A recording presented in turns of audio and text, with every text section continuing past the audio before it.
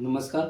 मी कैलास पवार आपलं सर्वांचं स्वागत करतोय. आज अतिशय महत्त्वाचा एक गेली 8 ते 10 दिवस झालं इंदापूर तालुक्यामध्ये RTE प्रवेश घोटाळा गाजत आहे आणि त्या घोटाळा मोठ्या प्रमाणात इंदापूर तालुक्यात खाजगी संस्थांमध्ये झालेला आहे आणि त्या घोटाळा उघड करण्यास धाडसाने इंदापूर तालुक्यातील एक सामाजिक कार्यकर्त्या तेजपूर्ती ग्रुपच्या अध्यक्षा अनिता खरात हे पुढे आल्यात. त्यांनी लेखी तक्रार केली. प्रसारमाध्यमांनी सुद्धा अनेक प्रकारच्या बातम्या प्रसारित केल्या.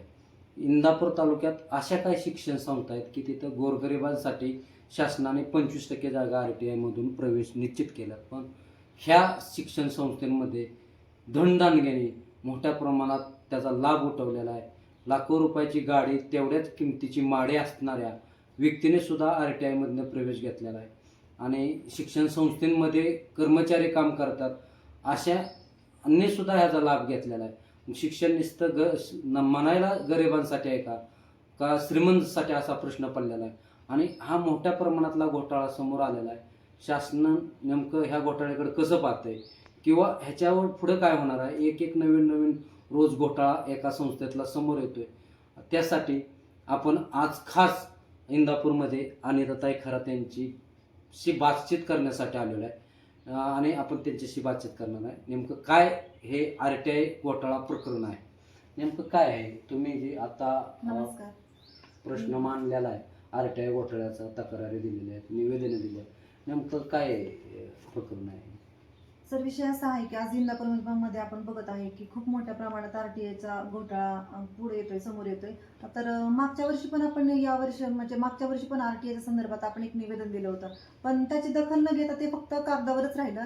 तर मला असं वाटतंय की आपण गोरगरिबांच्या मुलांसाठी जर शासन एवढं पुढे येत असेल आणि 25% जर मुलांना प्रत्येक स्कूलमध्ये जर त्यांना ॲडमिशन मिळत असेल, तर त्या मुलांच्या तोंडचा घास, हातचा घास घेऊन तुम्ही जर श्रीमंताच्या घशात घालत असणार तर हे योग्य नाही आहे.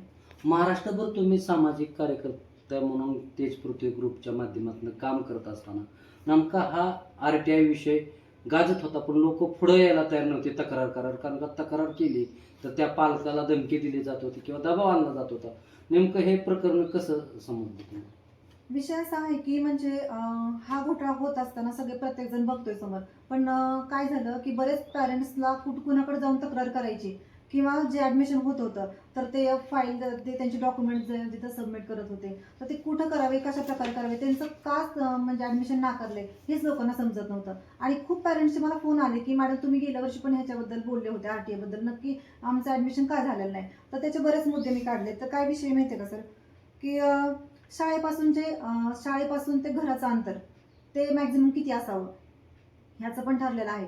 तर मला असं म्हणायचं की शाळेच्या आसपास जरी एखादं पत्र्याचं शेड जरी असेल तर तिथं पण राहती लोकसंख्या किंवा राहती लोक आहेत असं दाखवून ते करार केलेले आहेत, तर हे मला वाटतं चुकीचं आहे. त्यामुळं पण RTIच्या ॲडमिशनमध्ये खूप मोठ्या प्रमाणात घोटाळा होत आहे. एका व्यक्तीने किती करार केले? एका घर मालकाचे किती भाडेकरार असावे, तर मला असं वाटतं की एका मालकाचे जर 4-5 फ्लॅट भाड्यानं असतील तर त्याचं साहजिक आहे की 4-5 फ्लॅट किंवा 2 फ्लॅट जे असतील ते आपण जेव्हा व्हिजिट लोकेशन करू तेव्हा त्या गोष्टी लक्षात येतील. पण ज्याचं एकच रूम किंवा एक 1 RK किंवा एक 1 BHK भाड्यानं देत आहेत, स्वतः एक मालक राहत आहेत, तर अशा लोकांचे सुद्धा 5-5, 10-10 करार आहेत. मग हे पैसे घेऊन जर तुम्ही एवढ्या मोठ्या प्रमाणात फक्त करार करून एखाद्याच्या गरीबाच्या हातचं जर तुम्ही ॲडमिशन घेत असा हिसकावून, तर हे कितपत योग्य आहे? म्हणजे एक मुद्दा समोर आलेला आहे की एक माझा फ्लॅट आहे आणि तोच 7 ते 7 लोकांना भाड्याने दिला, म्हणजे एक फ्लॅट 7 ते 8 लोकांना करार केलाय. म्हणजे करारावर ज्यावेळेस नोटरी करत असताना हे सुद्धा कागदपत्र गोलमाल केलेले आहेत असं यांचं म्हणणं आहे. आणि पुढं अजून त्याची पण शहानिशा व्हावी. कारण मला असं म्हणायचं की आपण अधिकाऱ्यांना जाब विचारला असता की मला ज्यांचे ॲडमिशन झालेत आणि ज्यांचे तुम्ही नाकारलेत तर काय कारणास्तव नाकारलेत मला त्याची पण माहिती हवी, आणि ज्यांचं तुम्ही ॲडमिशन केले मला त्यांची पण माहिती हवी आहे. कारण चांगल्या परिस्थिती असणारे किंवा चांगल्या पदावर असणारे, चांगल्या नोकरीला असणारे अशा मुलांचे ॲडमिशन झालेत आणि खरंच ज्यांना गरज आहे, जे कष्ट करून खात आहेत, त्यांचं हातावरचं पोट आहे, अशा लोकांचे ॲडमिशन झालेलं नाहीये. तर मला असं म्हणायचं की हे प्रकरण घडत असताना तुम्ही गरिबाच्या हातचं जर घेत असाल तर मला हे म्हणायचं आहे की तुम्ही सगळंच बाहेर म्हणजे सगळी माहिती देणं बंधनकारक राहील अधिकाऱ्यांना, कारण जर त्यांच्याकडे चूक नसेल तर त्यांनी ती माहिती देणं बंधनकारक आहे. काही शिक्षण संस्थांशी आम्ही बोललो, त्यांचं म्हणणं आहे, आमचं आणि ह्या प्रवेशाचा काय संबंध नाही, ऑनलाईन प्रक्रिया आहे. मग ह्याला जबाबदार ज्या इंदापूर तालुक्यातील पंचायत समिती किंवा महाराष्ट्रातील ज्या तालुक्यातल्या पंचायत समिती शिक्षण विभाग आहे, त्यांच्याकडे ही ऑनलाईन माहिती येते किंवा जातीचा दाखला असेल, उत्पन्नाचा दाखला असेल किंवा त्यांच्या प्रॉपर्टीची माहिती असेल, ही ऑनलाईन भरली जाते. तहसील कार्यालयातून ते दाखले दिले जातात.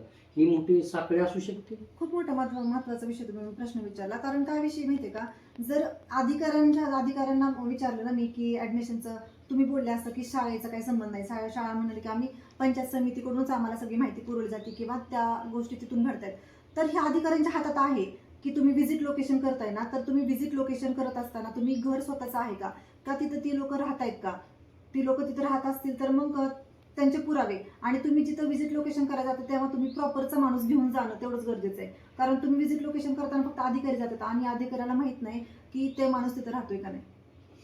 मी प्रेक्षकांना सांगू इच्छितोय की आपल्या भारतामध्ये किंवा महाराष्ट्रामध्ये गोड औषधाचा लवकर गुण किंवा फरक पडत नाही. त्यासाठी कडू औषध जे कडू औषध असतं ते लवकर गुणकारी ठरतं. त्यामुळं आमच्याकडून काय ह्या मुलाखतीमध्ये एखादा शब्द असंवैधानिक जाण्याची शक्यता आहे, पण ते कडू असणार आहे, कारण का तो गुणकारी आहे, त्याचा गुण पडणार आहे आणि लोकांना थोडंसं असंवैधानिक बोलल्याशिवाय आपल्या देशाला किंवा भारतातील महाराष्ट्रातील लोकांना समजत नाही. त्यामुळे आमचा एखादा शब्द तसा येऊ शकतो. त्यामुळे आम्ही प्रेक्षकांना आधीच त्याबद्दल दिलगिरी व्यक्त करतो.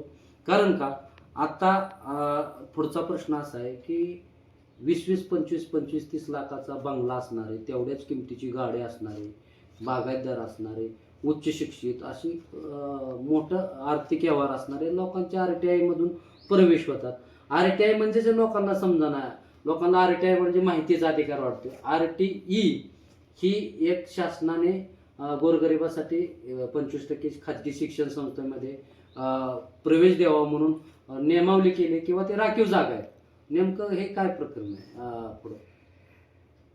हे आपण सर्वसामान्य लोकांनी हे जाणून घेतले पाहिजे की ही गोष्ट, ही RTE जी आहे ती फक्त गोरगरिबांच्या मुलांसाठी आहे, ज्यांची चांगल्या शाळांमध्ये 30-35-40 हजार रुपये भरून जायची ऐपत नाही.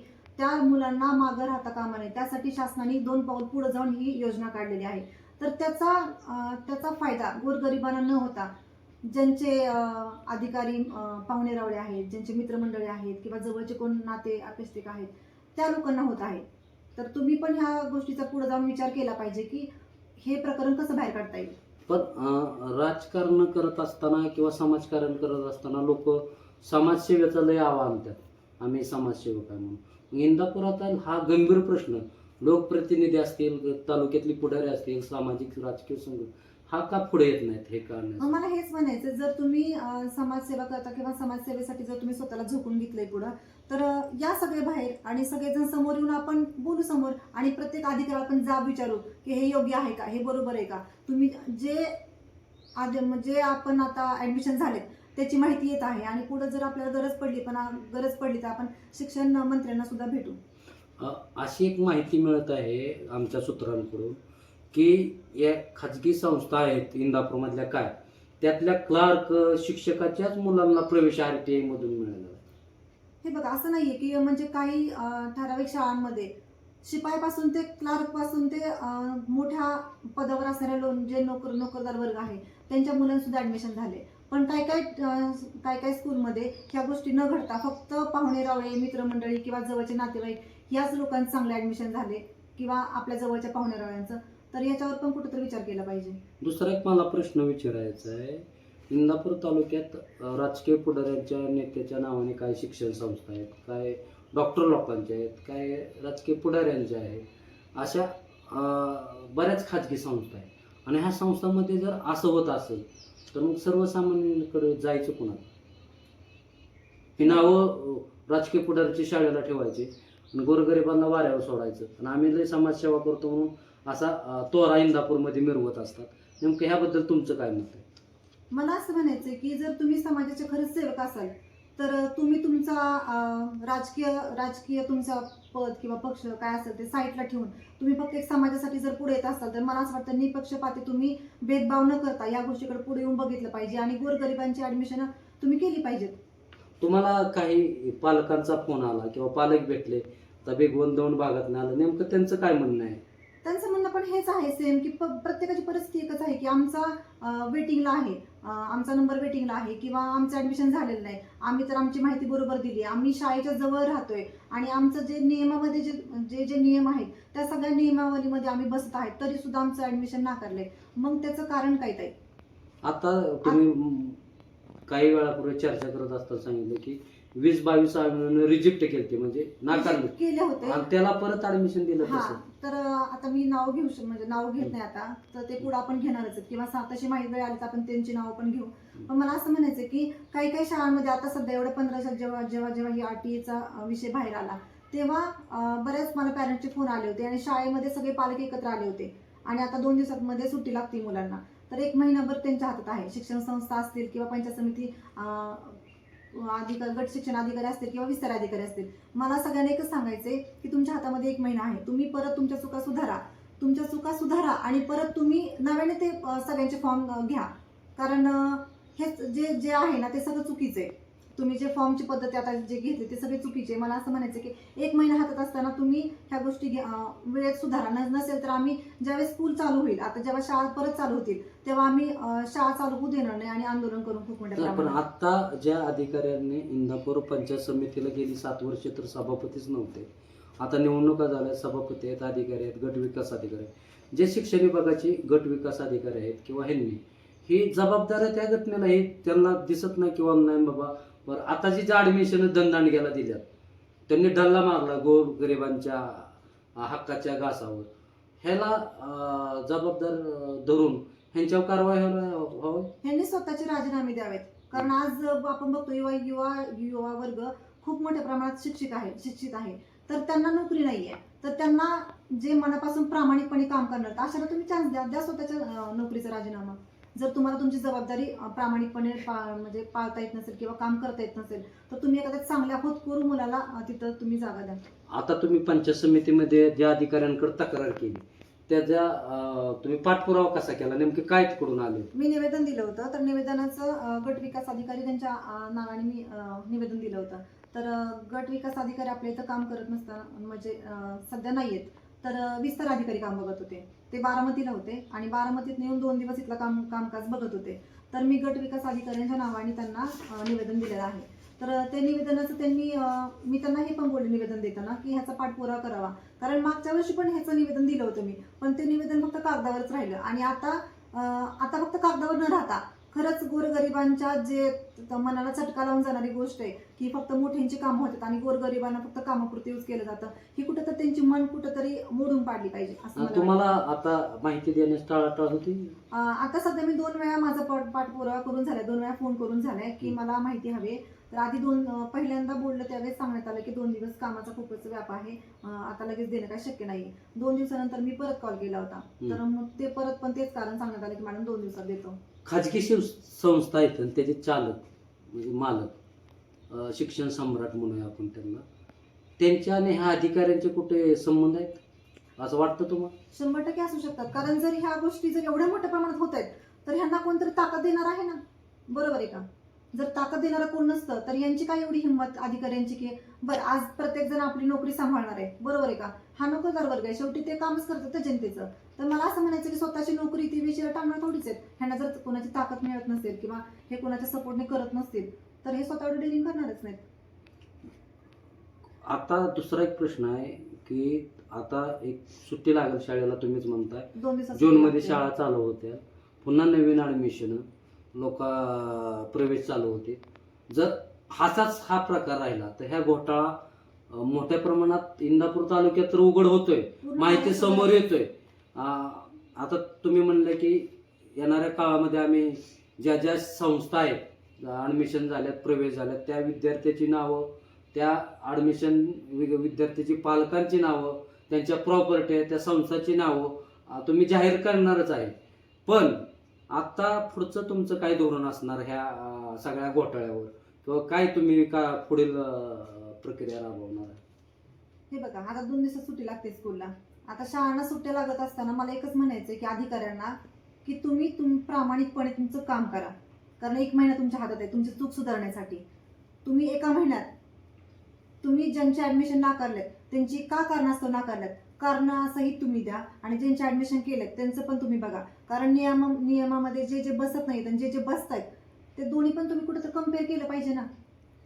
ह्या गोष्टी पुढे येत असताना मला असं म्हणायचंय की अधिकाऱ्यांनी स्वतःचं काम न करता, फक्त टोलवाटोल न करता 1 महिना वेळ आहे, वेळ घ्यावा, आपलं प्रामाणिकपणे काम करावं आणि गरिबांना न्याय द्यावा. तुम्ही मोठ्या प्रमाणात आंदोलन करणार?